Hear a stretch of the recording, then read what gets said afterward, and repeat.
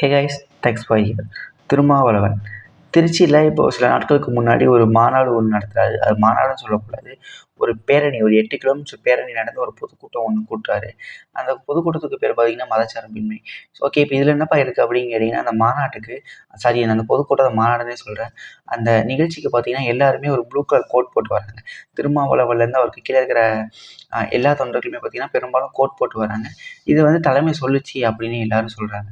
இப்போ அதில் மேட்ரு மாரிதாஸ்னு ஒருத்தர் இருக்கார். அவர் வந்து மாரிதாஸ் ஆன்சர்னு ஒரு யூடியூப் சேனல் வச்சுருக்காரு. அவர் யாருன்னா ஒரு வலதுசாரி ஆர்வலர், ஒரு பிஜேபியோட சப்போர்ட்டுன்னே சொல்லலாம். அவர் வந்து என்ன சொல்கிறாருன்னா, நீங்கள் எப்படி கோட் போடலாம், கோட் எதுக்காக போட்டீங்க அப்படின்னு கேட்குறாரு. ஏன் அவங்கெல்லாம் கோட் போடக்கூடாதா, திருமாவளவன் கோட் போடக்கூடாதா? எனக்கு திருமாவளவனை பிடிக்காது, அவருக்கும் எனக்கும் 1000 அவரோட கருத்தில் எனக்கு 1000 மாறுபாடுகள் உடன் கருத்துக்கள் உண்டு. பட் இருந்தாலும் சொல்கிறேன், ஏன் அவர் கோட் போடக்கூடாதா? அதுக்காக அவர் வைக்கிற ரீசன் தான் ரொம்ப காமெடியாக இருக்கும். அதுக்காக அவர் என்ன சொல்கிறாருன்னா, நீங்கள் எப்படி கோட் போடலாம், கோட் போட்டால் உயர்ந்தவர்னு நீங்கள் நினைக்கிறீங்களா, நீங்கள் அந்த மனப்பான்மையை விதைக்கிங்களான்னு சொல்கிறாரு. ஏன் அதனால தான் கோட் பண்ணணுமா, கோட்டு வேறு யாருமே போடக்கூடாதா, கோட் ஒரு ஃபார்மலாக இருக்கும்னு சொல்லிட்டு அது ஒரு ஃபார்மல் ட்ரெஸ், அது யாருனாலும் போடலாம், எங்கேனாலும் போடலாம். அது மட்டும் இல்லாமல் அவர் என்ன சொல்கிறாருன்னா, 8 கிலோமீட்டர் நீங்கள் எப்படி எதுக்காக கோட் போட்டு நடந்தீங்க ராஜா, அது அவங்க தலைவலி ராஜா. அவங்க கோட் போட்டு நடக்கிறாங்க, டீஸ்ட் போட்டு நடக்கிறாங்க, அரை நிர்வாணத்தோடு நடக்கிறாங்க. அதனால் உங்களுக்கு என்ன பிரச்சனை? அவர் சொல்கிறாரு, நீங்கள் பூமத்திய உலகத்தில் இருக்கிற பூமியை மத்திய ரேகை பார்த்தீங்கன்னா வெப்பம் அதிகமாக இருக்கும், இங்கே உள்ள மக்கள்லாம் கோட் போட மாட்டாங்க, அதை வந்து அங்கே மேற்கத்திய நாடுகளில் இருக்கிறவங்க போடுவாங்க, குளிருக்கு போடுவாங்கன்னு சொல்கிறாங்க. எல்லாம் ரைட் ராஜா. ஏன் ராஜா, இங்கே இருக்கிறவங்க எல்லாருமே ஒரு காரணத்துக்காகவோ இல்லை ஒரு உயர்ந்த சிந்தனைக்காகவோ அல்லது தன்னை பார்த்து மக்கள் அது போல் வரணுங்கிறதுக்காக ஒரு கோட் போட்டால் உங்களுக்கு ஏன் எரியுதுன்னு கேட்குறேன். அந்த மாநாடு அந்த பொதுக்கூட்டத்தில் ஒரு கோட் போட்டு பேசுகிறாரு, தொண்டர்களையும் கோட் போட சொல்கிறாரு. இதனால் உங்களுக்கு ஏன் பிரச்சனை? திருமாவளவன் மாதிரியான அவங்களோட ஆட்களும் அவங்களோட கூட்டமும் கோட் போட்டாங்க தானே உங்களுக்கு வயிற்றெரிச்சல், மற்றபடி இல்லை என்ன இருக்குது? அதனால் அவங்க கோட் போட்டு அந்த நிகழ்ச்சியில் பங்கேற்கிறாங்க, இதை நான் முழுவதும் ஆதரிக்கிறேன். அது மட்டும் இல்லாமல் அந்த நான் பொதுக்கூட்டத்தை முழுமையாக எதிர்க்கிறேன். அந்த பொதுக்கூட்டத்துக்கு பேர் பார்த்தீங்கன்னா மதச்சார்பின்மை. அது என்ன மதச்சார்பின்மை? அது வந்து மதச்சார்பின்மைங்கிறதுக்கு பதிலாக ஒரு மத நல்லிணக்கம், இல்லைன்னா அதிதீவிர மதச்சார்பின்மை எதிர்ப்பு, அந்த மாதிரி தான் இருக்கணும். ஏன் இங்கே இருக்கிற எல்லாருமே ஒரு மதத்தை சார்ந்து தான் இருக்கிறோம். இந்துவோ கிறிஸ்துவமோ இஸ்லாமோ எல்லாருமே இருக்கிற எல்லாருமே ஒரு மதத்தை சார்ந்து தான் இருக்கிறோம். அது தனிப்பட்ட விருப்பம் தானே. நான் ஒரு மதத்தை தடைவிக்கிறது அது தனிப்பட்ட விருப்பம் தானே.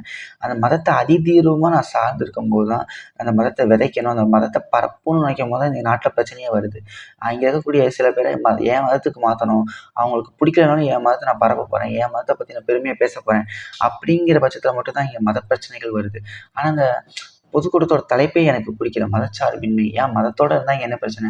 அப்போனா இங்கே இருக்கிற எல்லாருமே நாத்திகவாதி, அதாவது ஏத்திஸ்டாக மாறணும்னு திருமாவளவன் நினைக்கிறாரா? ஏன் அவங்க கட்சியிலேயே முஸ்லீம்கள் இருக்கிறாங்க, கிறிஸ்டின்ஸ் இருக்கிறாங்க.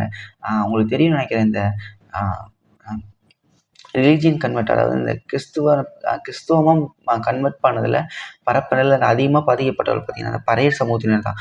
அவங்க அங்கே இருக்கிற மக்கள் தான் அதிகமாக கிறிஸ்துவ மதத்துக்கு பாடுபட்டாங்க. நீங்கள் அதை எடுத்து போராடி இருக்கணும். ஆனால் நீங்கள் மதச்சார்பின்மை சொல்கிறது, நீங்கள் மதச்சார்பின்மையாக எடுத்துக்கோங்க, இன்னொருத்தர் மதச்சார்பின்மையாக இருக்கிறதும் ஒரு மதத்தை சார்ந்திருக்கும், அவரோட தனிப்பட்ட விருப்பம் இல்லை. இதுதான் திருமாவளவன் கிட்ட எனக்கு பிடிக்காத விஷயம். ஆனால் அவர் கோட் போடுறதும் தனிப்பட்ட உரிமைக்காக போராடுறதும் அவரோட தனிப்பட்ட விருப்பம். இதை வந்து மாரிதாஸுக்கு சொல்ல எந்த அருகதையுமே கிடையாது. அது மட்டும் இல்லாமல் அவர் சொல்கிறாரு, நீங்கள் பட்டியலின மக்களுக்காக இது பண்ணுறீங்க, நான் ஒத்துக்கிறேன். ஆனால் நீங்கள் எதுக்காக நீங்கள் எல்லா குறிப்பிட்ட ஜாதிக்கு, நீங்கள் எல்லா ஜாதியோட நீங்கள் ஒதுக்கப்பட்ட சமூகத்தோட எல்லா ஜாதியோட நீங்கள் ஒரு அடையாளமாக இங்கே கிடையாது, நீங்கள் ஒரு குறிப்பிட்ட ஜாதியோட ஜாதி தலைவர் மாதிரி ஆகிட்டீங்கன்னு சொல்கிறாங்க. அதை நான் ஏற்றுக்கிறேன். உண்மையாலே திருமாவளவன் அவர்கள் குறிப்பிட்ட ஜாதியோட ஒரு ஜாதி தலைவர் மாதிரி ஆகிட்டாரோ? அந்த பட்டியலினத்தில் எத்தனமோ ஜாதிகள் இருக்கிறாங்க, எத்தனையோ ஒடுக்கப்பட்ட தாழ்த்தப்பட்ட மக்கள் இருக்கிறாங்க. அந்த மக்கள் எல்லாத்தோடையும் ஒரே ஓங்கி ஒடுக்கப்படுற குரலாக திருமாவளவன் இருக்கிறாங்க கிட்ட கண்டிப்பாக கிடையாது. இதில் கண்டிப்பாக நான் மாரிதாஸ் ஏற்றுக்கிறேன். அது மட்டும் இல்லாமல் அவர் இன்னொரு விஷயமும் சொல்கிறாரு, மார்க்சியத்தையும் நீங்கள் அம்பேத்கரையும் கலந்து பேசுகிறீங்க, ஏன் பேசக்கூடாது? மார்க்சியத்திலையும் ஒடுக்கப்பட்ட மக்களுக்கும் தாழ்த்தப்பட்ட மக்களுக்கான சமூக நீதி இருக்கத்தானே செய்யுது. தற்போதும் கம்யூனிஸ்ட் கட்சி மட்டும்தானே சமூக நீதி பேசுகிறாங்க, மிச்சம் எந்த கட்சி பேசுகிறாங்க? திமுகங்கிற கட்சியில் சமூக நீதிங்கிற ஆட்சி மட்டும்தான் இருக்குது, அந்த பேச்சு மட்டும்தான் இருக்குது, செயலில் இருக்காங்கிறது பக்கம் இல்லை. கம்யூனிஸ்ட் கட்சி மட்டும் தானே இப்பயும் போராடுறாங்க. கம்யூனிஸ்ட் கட்சியோட பொருளாதார பிரச்சனைகள் 1000 பிரச்சனைகள் இருக்குது. கண்டிப்பாக அவங்களோட பொருளாதார மாதிரியே இப்போ அவங்க ஆட்சிக்கு வந்து அவங்களோட பொருளாதார செயல்படுத்தினா நாடு இருக்கிறே நாசமாக போயிடும், எந்த மாற்று கருத்துமே கிடையாது. சைனாவே இப்போ கம்யூனிஸ்ட் அந்த பொருளாதாரத்தை ஃபாலோ பண்ணுறது நான் ஒத்துக்கிறேன். பட் இருந்தாலும் மாரிதாஸ் அவர்களுக்கு ஏன் இவ்வளோ வெறுப்புனே தெரில. அவர் பிஜேபியோட ஆள் தான், பிஜேபி தான் சப்போர்ட் பண்ணுறாரு. இருந்தாலும் ஒரு நல்ல விஷயம் நடக்கும்போது நம்ம சப்போர்ட் பண்ணணும். இவ்வளோ வன்மம் கொண்டு ஒரு திருமாவளவன் மாதிரி ஒரு சாதியை கொண்டு இருக்கக்கூடாது. அது மட்டும் இல்லாமல் அவங்க சொல்கிற இன்னொரு விஷயம், அவர் வந்து திமுக கிட்ட போய் கட்சியை வித்துட்டாரு, ஒரு 6 சீட்டுக்கு போய் கட்சியை வித்துட்டாரு. அவருக்கு தெரியுதுங்க, இப்போ என்ன சொல்கிறது, திமுக தான் நம்ம விலகிட்டோம், நம்மளும் ஜெயிக்க மாட்டோம், அவங்களும் ஜெயிக்க மாட்டாங்க. பிஜேபி மாதிரி கட்சி தான் ஜெயிக்க போகுது, அதிமுக மாதிரி கட்சி தான் ஜெயிக்க போகுது. இது மாரிதாஸுக்கும் தெரியும், திருமாவுக்கும் தெரியும். ஏன் இவர் இப்படி பேசினா திருமா வந்து கட்சியை விட்டு வெளியே வந்துடுவாங்க என்னமா? அது கண்டிப்பாக நடக்க போகிறது கிடையாது. 2026 திருமா திமுக கூட தான் போகிறது. அது எனக்கு விருப்பம் கிடையாது, பட் வேறு வழியும் கிடையாது. பிஜேபி அதிமுக ஜெயிக்கக்கூடாதுன்னா திருமா வந்து திமுக கூட தான் இருக்கும். இது அவருக்கும் தெரியும், திமுகவுக்கும் தெரியும், மாரிதாஸுக்கும் தெரியும். அப்படி இருக்கும்போது ஏன் உங்களுக்கு இந்த வேலை? உடனே அவர் திமுக கிட்ட போய் அடகு வச்சுட்டார் கட்சியை. திமுக கிட்ட தலை குனிஞ்சு நிற்கிறாரு.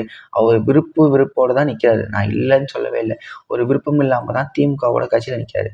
இருந்தாலும் அவர் ஒரு கொள்கையோடு இருக்காரு. இப்போ நம்ம அவருக்கு தெரியுது, இப்போ நம்ம அந்த அவங்களோட சேர்ந்து இல்லைன்னா நம்ம அந்த கட்சியை விட்டு விலகி இருந்தோம்னா கண்டிப்பாக நம்மளோட ஆப்போசிட் உள்ள அணி ஜெயிக்கிறதுக்கு அதிக வாய்ப்பு இருக்குங்கிறது திரும்பவும் தெரியுது.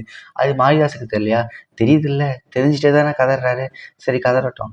இந்த வீடியோவில் இதை தான் சொல்லணும்னு நினச்சேன் நண்பர்களே. தேங்க்ஸ் ஃபார் வாட்சிங் this video. Thank you. Please subscribe my channel. Thank you.